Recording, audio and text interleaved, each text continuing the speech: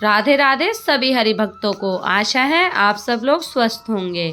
आज मैं आप लोगों के साथ शेयर करूंगी माघ महात्म्य 29वां अध्याय। इतने धार्मिक होते हुए भी तुम सारस की योनि को क्यों प्राप्त हुए?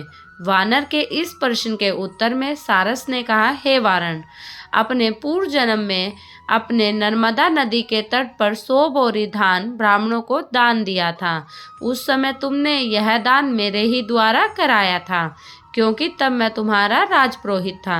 मैंने लोभ के वशीभूत होकर सारे का सारा धन अपने ही पास रख लिया था। ब्राह्मणों को तो ना मात्र का थोड़ा सा अंश ही दिया था। आपने इस पाप के कारण मुझे कालसूत्र नामक नरक में रक्त से भरी कीच में गिराया गया। उस रक्त की दुर्गंध कीचड़ में मेरा मुख नरक नीचे की ओर करके मुझे डाल दिया गया। मैं उसे चाटता नरक भोगता रहा। नरक में कौवे तथा गिद्ध मुझे नोचकर खाते थे। कालसूत्र नरक में मैं पल भर काटना भी घोर कठिन था।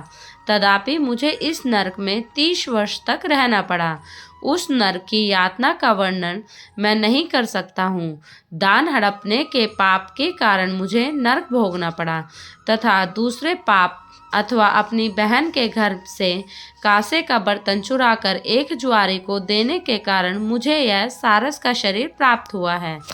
यह जो सारस मादा के रूप में मेरी पत्नी को तुम देखते हो, यह उस जन्म में ब्राह्मणी थी तथा इसने वह कांसे का बर्तन चुराने में मेरा साथ दिया था। हे कपि, तुम अपने और हमारे पूर्व जन्म के बारे में जान चुके हो। अब तुम अपना और हमारा भविष्य भी सुनो। अगले जन्म में हम और तुम तीनों ही हंस बनेंगे तथा यह मादा सारस मेरी पत्नी होगी। हम दोनों ही काम रूप देश में पूर्ण सुखी जीवन व्यतीत करेंगे। इसके पश्चात हमारा जीवन कल्याणी योनि में होगा। इस योनि के पश्चात हम दोनों को मानव योनि प्राप्त होगी। मानव योनि में हम सत्कर्म अथवा पुण्य कार्य अथवा पाप कर्म दोनों ही करने को पूर्ण स्वतंत्र होंगे। यह हमारे विवेक पर निर्भर करेगा कि हम मानव जीवन में धर्म का पालन और सत्कर्म करेंगे, अपना लोक परलोक सुधार लें अथवा पापों में लुप्त रहकर नरक भोगने का रास्ता स्वयं तैयार करें।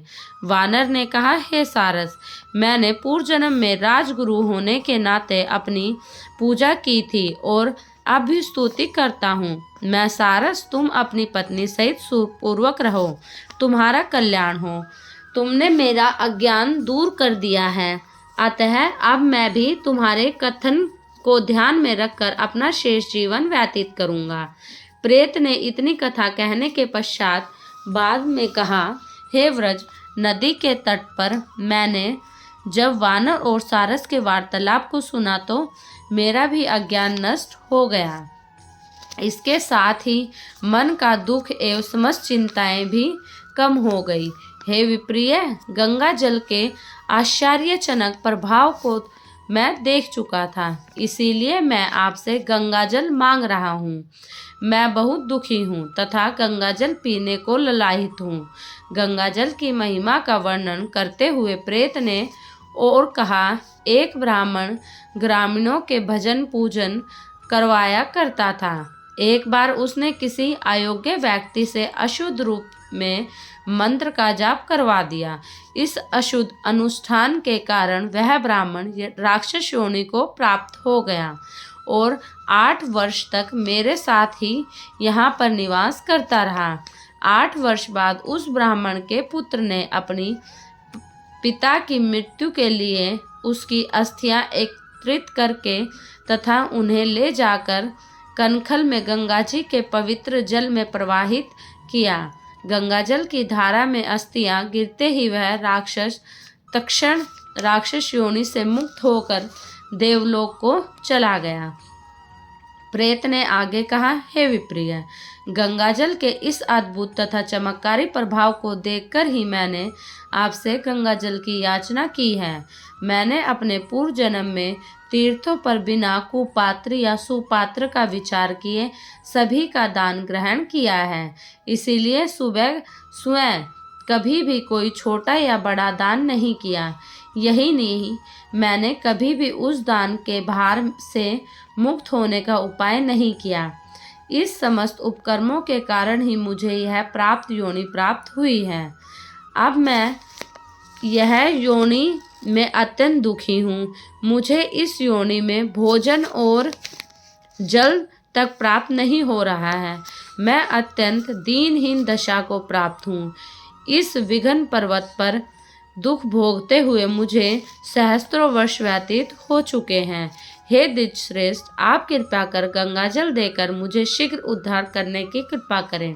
प्रेत के उपयुक्त वचन सुनकर उस पुण्यात्मा पथिक के हृदय में प्रेत के प्रति करुणा जागृत हुई और उसने दया से द्रवीभूत होकर उस प्रेत को त्रिवेणी का जल पिला दिया। प्रेत ने त्रिवेणी का जल पीने के बाद कुछ जल से अपने मस्तक पर अभिषेक किया। इसके फलस्वरूप उस प्रेत की काया छूटकर उस दिव्य शरीर प्राप्त हो गई। उस दिव्य शरीरधारी से प्रसन्न होकर कहा, श्री गंगा जी के पवित्र जल का पूर्ण गुना अनुवाद नारद, शारद और ब्रह्मा जी ने भी नहीं कर सकते हैं। यदि गंगाजल की ऐसी चक्रात्मक महिमा ना होती तो भगवान शंकर गंगा जी को अपने शीश पर क्यों धारण करते। गंगा जल के समान महिमा ना तो कोई सिद्ध है ना गति की है। श्री गंगा जी स्वप्रिय है। भक्ति पूर्वक गंगा जी की सेवा करने वाले को अवश्य ही मुक्ति प्राप्त होती है। आपने मुझे गंगाजल पिलाकर मेरा उद्धार किया है, अतः ईश्वर हर प्रकार से तुम्हारा भला करें। इस प्रकार उनको आशीर्वाद देकर वह मुक्त हो चुके प्रेत दिव्य रस में बैठकर स्वर्ग को प्रस्थान कर गया। श्री गंगा जी गंगाजल, प्रयागराज तथा माघ स्नान के महात्म को सुनकर कथाएं सुन रहा पिशाच माघ मास में त्रिवेणी में स्नान करने के लिए प्रयाग चला गया।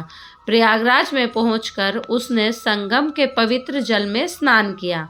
प्रयागराज में स्नान करते ही उसके समस्त पाप नष्ट हो गए तथा दिव्य दैविक शरीर प्राप्त हो गया। दिव्य शरीर प्राप्त कर वह भक्ति पूर्वक भगवान विष्णु की आराधना करने लगा। तब गंधर्वगण उसकी स्तुति करते हुए उस स्थान पर पुष्प वटी करने लगे और देव लीलाएं अभिनंदन करने लगी और वहां दिव्य विमान पर आरूढ़ होकर इंद्रलोक को प्रस्थान कर गया। राधे राधे। अगर आपको मेरे द्वारा सुनाया गया महत्व पसंद आया हो, मेरी वीडियो लाइक करें, मेरे चैनल को सब्सक्राइब करें और अधिक से अधिक शेयर करें।